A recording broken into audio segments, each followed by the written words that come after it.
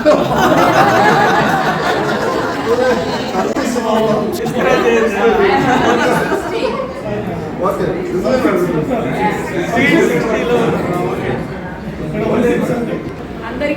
నమస్కారం సార్. నేను ఈ మండలానికి వచ్చి 1 ఇయర్ అయింది.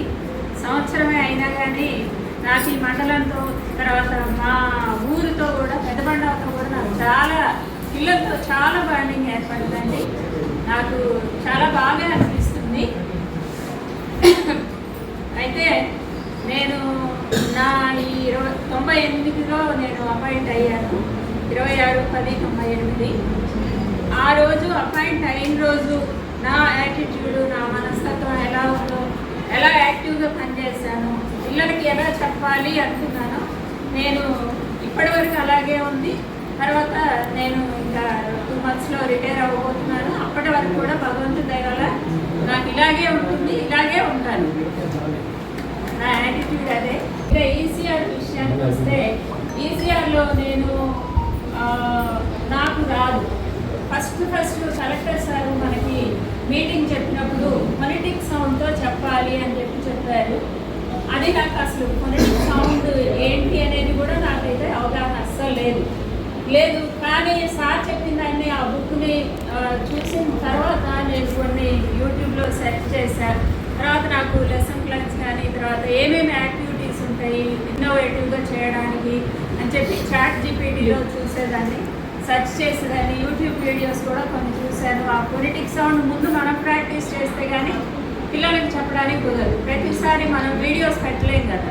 అలా నేను ప్రాక్టీస్ చేస్తూ ఇంటికి వెళ్ళిన తర్వాత కూడా నాకు 10-11 అలా అవుతుంది. చూసుకుంటూ కూర్చుంటా అట్లా సెర్చ్ చేస్తూ ఆ యాక్టివిటీస్ అవి కూడా నేను ఇన్నోవేటివ్గా చేయడానికి కారణం అనేది. ఎందుకంటే పిల్లలకి ఆటలు అంటే ఇష్టం ఎక్కువగా ఉంటుంది. వాళ్ళు అలాంటివి చేసినప్పుడు ఏం చేస్తారంటే కొంచెం యాక్టివ్గా పార్టిసిపేట్ చేస్తారు, మళ్ళీ నేర్చుకోవడానికి ట్రై చేస్తారు. సో అట్లా ప్లే మెథడ్లో ఎక్కువ వాళ్ళు లైక్ చేస్తారు. కాబట్టి నేను ఆ మెథడ్ని నేను ఎంచుకోవడం జరిగింది. వాళ్ళు 3 కాగానే మేడం ఏం చేద్దాం, ప్రిపేర్ చేస్తారా, ఫ్లాష్ కార్డ్స్, వీడియో తీస్తారా, దానికోసమన్నా వాళ్ళు బాగా ప్రాక్టీస్ చేసేవాళ్ళు. ఆ ప్రొనౌన్సియేషన్ ఎట్లా ప్రొనౌన్స్ చేయాలి ఏంటి అని చెప్పి, సార్ మీరు అది తయారు చేయండి మేడం, ఇవాళ చాట్ రాయలేదా అని నా దుఃఖదేంటివాడు చేయడం జరిగింది. సార్ ఇదేదో నాకు అవార్డు అనేది కలెక్టర్ గారు, అందులో నాకు యూట్యూబ్ ఛానల్ ఉంది కాబట్టి అందులో నేను పోస్ట్ చేస్తూ పెట్టేదాన్ని. పెద్ద వీడియోస్ ఉంటాయి. అవి డే 1 నుంచి కూడా ఈసీఆర్ మీద ప్రతిదీ నేను లెసన్ చెప్పింది, తర్వాత పిల్లలకి యాక్టివిటీ చేయించింది, అందులో పోస్ట్ చేస్తాను. పెద్ద లెంతీ వీడియోస్ పోస్ట్ చేయడానికి కుదరదు, 5-10 minutes. సో నా దాంట్లో పోస్ట్ చేసుకొని అందులో గ్రూప్లో పోస్ట్ చేస్తాను. మన ఇంటి పంట అయితే అందులో కలెక్టర్ గారు కూడా చూసి ప్రతి ఒక్కటి కాకపోయినా ఉన్న వాటిలో కొన్ని సార్లు బాగా బెస్ట్గా అనిపించిన వాటిని కోట్ చేస్తూ చెప్పేవాళ్ళు. సో అది నాకు ఇంకా ఎంకరేజ్మెంట్గా అనిపించింది. వాళ్ళు ఎన్నో పనులలో ఉంటారు కదా, కలెక్టర్ గారు చెప్పడం అనేది మామూలు విషయం కాదు. నాకు చాలా హ్యాపీ అనిపించేది. సార్ మీరు అందరి కోఆపరేషన్ కూడా, అంటే నాకు ఎలా ఉంటుందంటే, మరి నేను చెప్పింది నలుగురికి ఉపయోగపడుతుందా లేదా, వాళ్ళకి కొంచెం అన్నా కొద్దిగా ఒకళ్ళిద్దరికన్నా ఉపయోగపడితే నాకు సాటిస్ఫాక్షన్ ఉంటుంది. మీలో చాలామంది కూడా బాగుంది మేడం అని మెసేజెస్ పెట్టడం కానీ, నన్ను ఎంకరేజ్ చేయడం కానీ, మా కాంప్లెక్స్ హెచ్ఎం గారు కానీ, తర్వాత ఎంఈఓ గారు కానీ, మన కో టీచర్స్ కానీ అందరూ కూడా మేడం బాగుంది మేడం అని అంటే నాకు ఇంకొంచెం బాగుంది వీళ్ళు తిక్కుంటే అది ఎందుకు మరి వేస్ట్గా అది చేయడం. నాకు కూడా కొంచెం కాన్ఫిడెన్స్ వచ్చిందనమాట. కలెక్టర్ గారు అప్రిషియేట్ చేసిన తర్వాత